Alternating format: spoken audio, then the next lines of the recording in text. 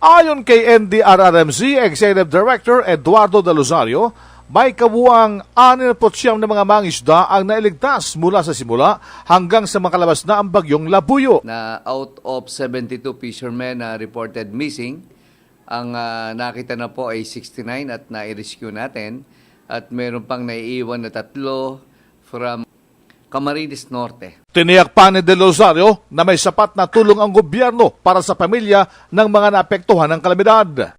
Nagbibigay po ng narapat na tulong at marami po mga non-government organizations na nakita ko sa Aurora nung magpunta po ako doon the other day.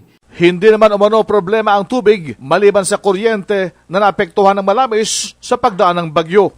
Hindi po naapektuhan ang kanilang water source, meron po silang tubig.